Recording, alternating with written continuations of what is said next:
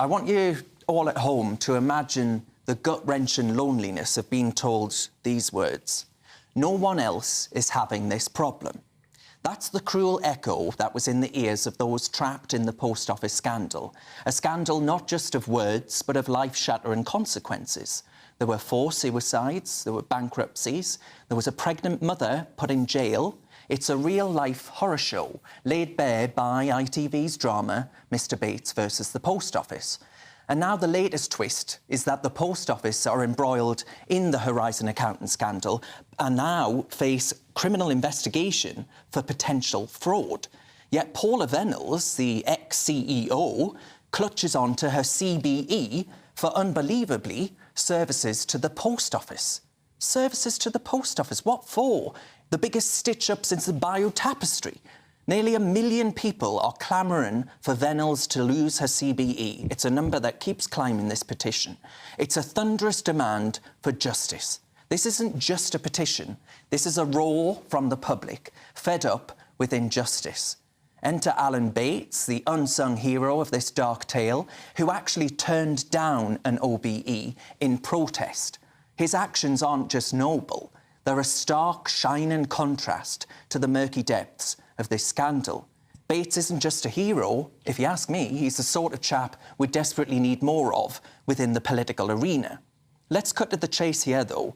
Vennells' stint at the Post Office was a catastrophic cocktail of failed leadership and, frankly, moral bankruptcy, which might strike you as odd, given that she was a Church of England priest, for heaven's sake. If there's a flicker of integrity left in this woman, she'd hand back that CBE, not tomorrow, now. This sorry saga will be forever etched in the annals of history for its unprecedented negligence and, frankly, its heartlessness. Right, I mean, I don't know where to start on that. Belinda, do you think actually, and I spoke to you slightly about this backstage, that actually the losing holy orders, I think the Church of England should say that she should never be able to practice as a priest in the Church of England ever again? I think that's too harsh. I think, actually, as part of the Christian faith, forgiveness is a huge, huge part of it. And I think if she apologises earnestly and profusely from her heart, then I think that's then up to the victims to forgive her. I also feel like the one area that's not getting much attention is actually the IT behind it all. It's Fujitsu, I believe. They're not being held to account. They have absolutely caused all this trouble to begin with. Well, if anything, they're getting more taxpayer money. They're getting more taxpayers' money. And what I think horrifies me is that not only are they getting away with it, they should be the ones paying, I think, millions in compensation to all the victims, because Vennells has said she did go to them again and again, saying, you know, there are these concerns being put forward, and that she was assured time after time that there was absolutely nothing wrong with the system. I'm not defending, I'm just playing devil's advocate here, that the attention should be very much on them as well to provide huge amounts of compensation.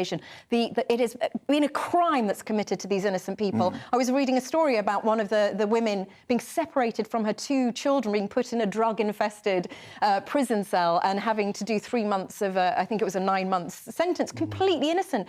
The kind of mental health problems that can affect you for the rest of your life, your reputation in tatters, the humiliation that these innocent people have been put through. It is a crime and someone needs to pay, but I hope everyone pays equally who that was involved. I mean, Benjamin, do you think we have a problem in this country with rewards for failure?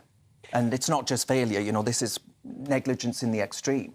Yeah, I mean, I think if she had a moral compass, she would understand that even if, you know, Fujitsu or whatever were telling her at the time that these mistakes weren't borne out, she would understand that one of the ways in which these people who had their lives totally destroyed could feel like there is some justice would be for her to give up this honour. But I actually, although ITV has evidently brought a huge amount of attention to this, it is notable that it wasn't just the woman who was CEO of the Post Office. There was also the CEO of the Royal Mail who was at the centre of stopping these people getting the truth. And he isn't in the ITV drama. Why? Because he left to be CEO of ITV.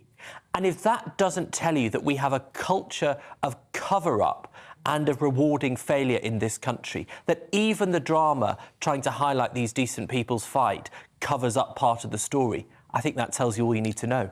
Alex? Yeah, I mean, I couldn't agree more with Benjamin. It's shocking, isn't it? We keep seeing these very self-righteous and very highly rewarded CEOs. I mean, NatWest comes to mind immediately, who, quite frankly, don't have the public's best interests at heart. They're earning millions and millions of pounds, being awarded high honours of the British Empire, and yet they go against everything that appeals to British values.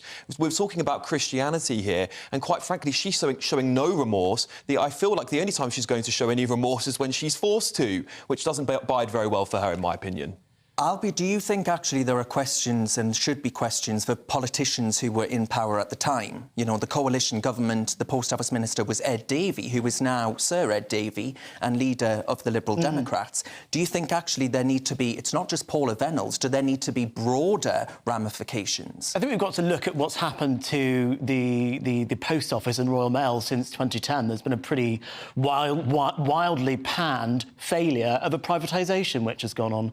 That was implemented by a Lib Dem Tory coalition government trying to save money in certain places. It's totally failed. It's really expensive to send post. This whole Horizons scheme has blown up because they were looking to cut corners and do things more cheaply by implementing an IT system which failed.